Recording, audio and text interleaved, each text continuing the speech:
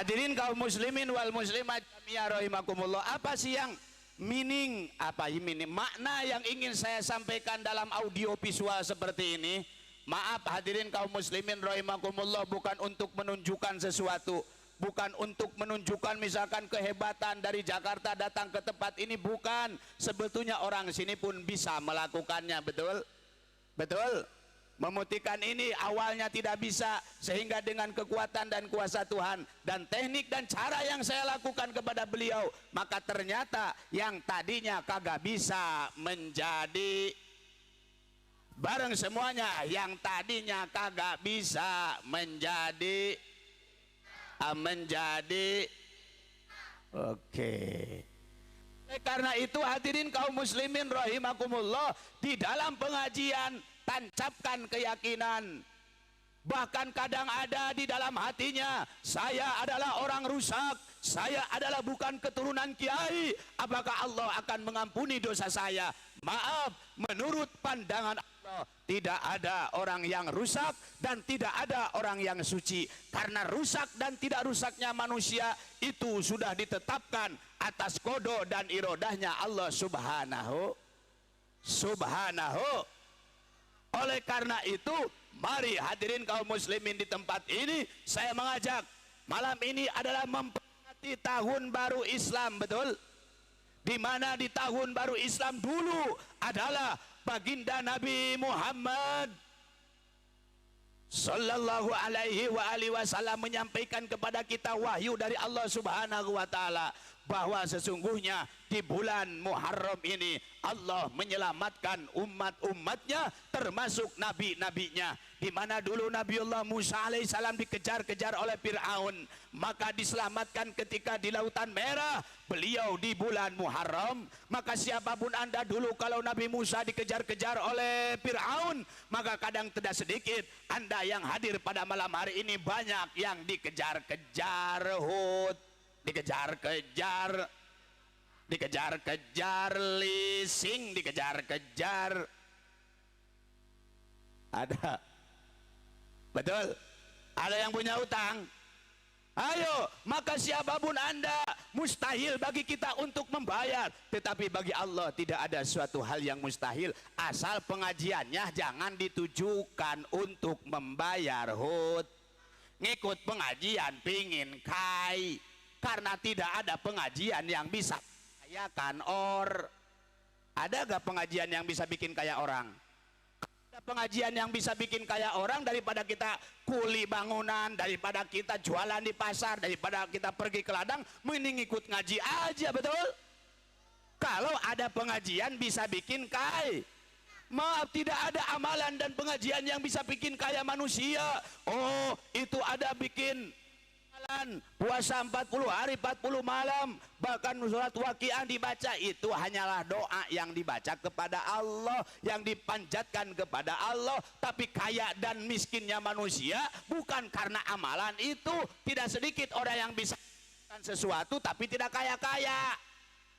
Kalau Waqiah bisa bikin kaya orang, daripada kita kerja jadi kuli bangunan, kita jadi supir angkot, kerja jadi operator kameramen, betul? Kerja jadi sistem, betul?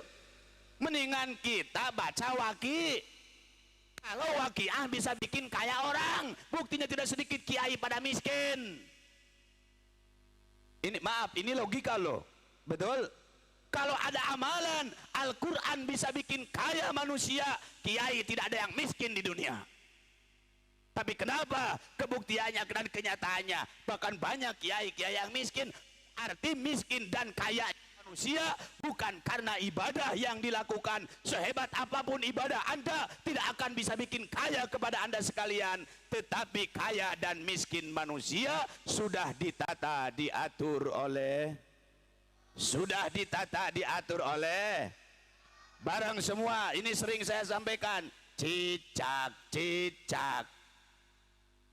Ayo yang kagak ngikut pulang dari sini loh. Banyak duit. Ayo semua, cicak. Diam. Datang. Dua kali, hapnya dua kali. Hap, hap, oke. Balikan lagi. Apa balikan lagi? Iya, dibaleni lagi. Apa baleni lagi? Cicak.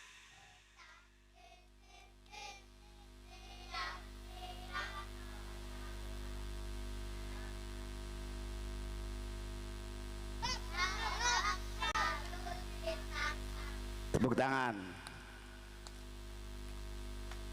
Maaf, ini loh kenapa pengajian ada cicak-cicak di dinding. Ini bukan pengajian TK, tetapi kadang kita bisa nyanyinya, apa lagunya, cuman maknanya kagak tahu. Betul? Apa sih makna yang ingin saya sampaikan? Cicak itu adalah makhluk Allah yang ditakdirkan oleh Allah. Nemploknya di mana? Di tembok. Kalau baju, kalau apa rumahnya dari bilik di mana berarti? Di dinding, oke? Cicak itu nemploknya di dinding. Makanan cicak apa? Nyamuk. Cicak bisa terbang tidak? Ketika nyamuk bisa terbang tidak? Bisa, oke. Masukkan di alam logika kita, jadikan ayat bagi kita. Cicak yang tidak bisa terbang masih dikasih makan oleh Allah nyamuk yang bisa terbang. Menurut logika kita, ketika nyamuk mau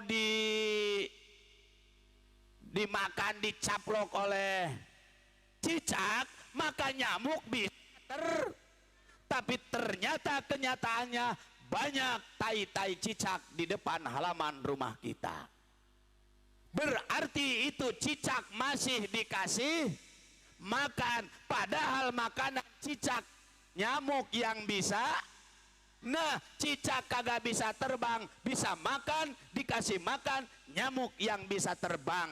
Mari kita jadikan ayat, apalagi orang Sanan, apalagi warga L yang bisa bawa motor, yang bisa bawa mobil, yang bisa nyangkul, yang bisa dagang bakso. Ada tukang bakso, ada tukang warung. Ayo, apalagi kita yang diberi kekuasaan oleh Allah bisa beraktivitas apapun, tinggal bagaimana kitanya. Ini kadang kita pingin kaya tapi kerja ogah, ngejar-ngejar, misalkan 100.000 dapat 100 juta. Orang gila makan petasan. Betul? Oh, 100.000 jadi 100 juta. Akhirnya rumahnya habis, rumahnya, motornya, mobilnya, semuanya. Oh, maaf, ngejar-ngejar keuntungan yang kadang-kadang kita lupa akan logika dan takdir Allah Subhanahu wa Ta'ala. Kita pingin kaya, tapi kadang kita ogah untuk bekerja. Maaf hadirin kaum muslimin rahimakumullah, sekuat apapun usaha kita, mari kita sandarkan semuanya hanyalah kepada Allah yang mengkayakan manusia, Allah yang memiskinkan manusia, Allah yang mendapatkan rezeki dari ngojeknya, dari ladangnya, dan apapun pekerjaan suami kita, itu adalah Gusti. Jadi ketika suami kita pulang bawa duit, alhamdulillah. Bawa duit 2 juta, alhamdulillah. 1 juta, alhamdulillah. 500.000, 100.000, 10.000. Lu alhamdulillah, emak lu. Kalau suami kita pulang kagak bawa duit gimana? Alhamdulillah.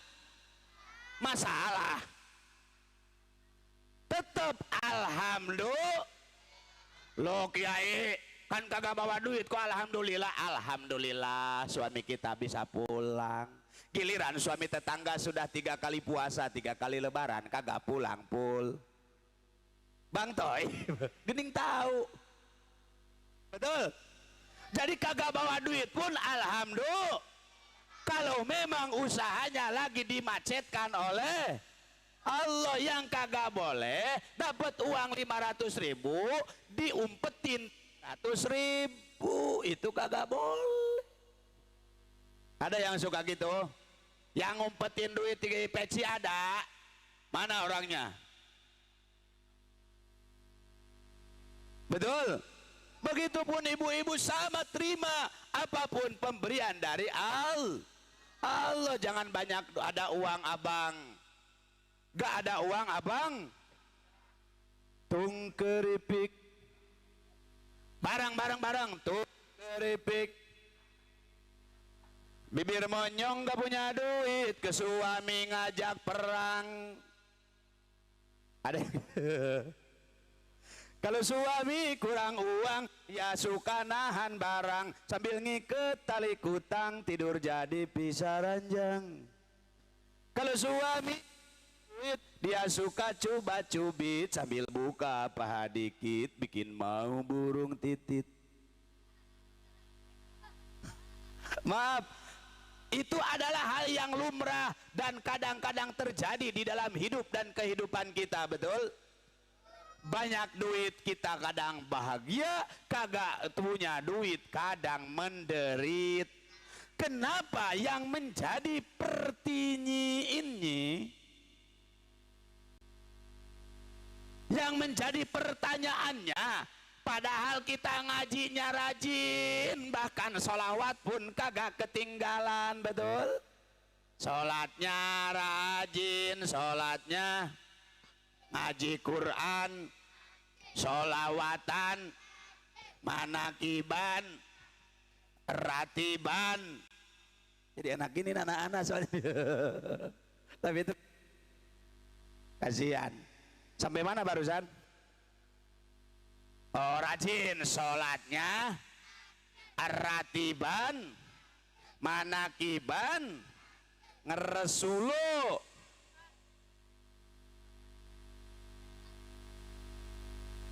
Betul?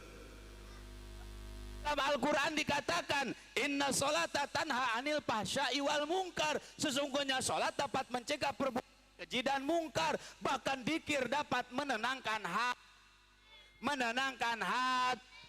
Ala bidzikrillahi tatma'innul qulub. Dengan dzikir kepada Allah, maka kita akan ditenangkan hati kita, betul? Tapi kenapa kita zikiran rajin tapi hati kita galau terus? Ada yang galau? Ada yang galau? Maaf. Kenapa sih yang pertanyaannya? Kenapa kita rajin ngaji, rajin sholat, rajin baca Quran, bahkan zikiran, tapi galau tidak sirna di dalam hidup dan kehidupan kita? Ini adalah jawabannya karena kita tidak jadikan wiridan kita mengingat zikir kepada Allah. Kalau kita sudah zikir kepada Allah, zikir itu adalah kullu labdin lahu labdul jalalah. Setiap ucapan yang mengandung asma-Ne Gusti Allah, setiap ucapan yang mengandung asma-Ne bahwa zikrun, maka itulah zikir. Solawatan, zikir, solawatan, atiban, ayasinan, semuanya. Jadi setiap ungkapan ucapan yang mengandung asma Allah, itulah yang namanya zikir. Salatullah, salamullah ala toha rasul, salatullah ala yasin. Barang semuanya salatullah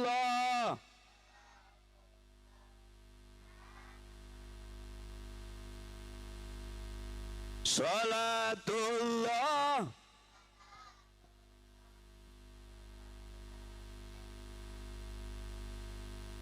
daripada kita.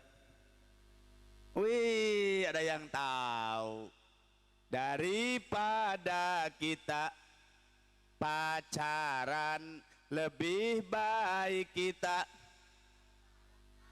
Daripada duduk berduaan, nanti bakal dihasut.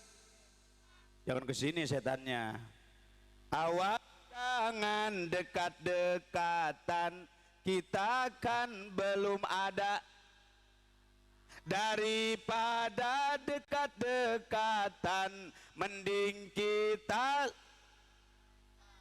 salatullah salah ala toha, salatullah ala yasin.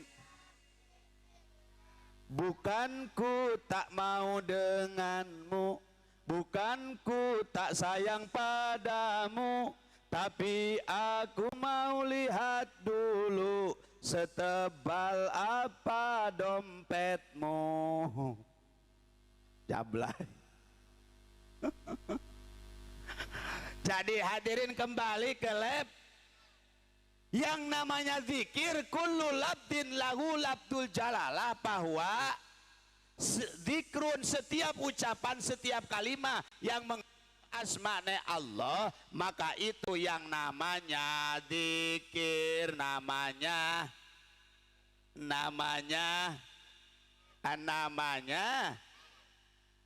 apapun yang kita baca dan apapun yang kita lakukan, kalau kita mengembalikan semuanya kepada Allah, maka itu adalah namanya zikir. Tetapi semuanya jangan ngaji dijadikan sandaran untuk kita mengejar kekayaan. Betul? Tahu banyak kita bagaikan di sini ada sawah enggak? Ada kan, Pak Lurah? Nah, ketika kita nyangkul di sawah, maaf, tahu belut? Belut itu yang paham. Di sini apa namanya? Sama. Nah, oke. Begitu saya enak mentamsilkannya. Umpama Amai lagi nyangkul. Amai nyangkul, nyangkulnya di Pak Udin. Ingat-ingat. Amai. Bareng-bareng. Amai. Nyangkulnya. Kecruk, kecruk, nemukan belut.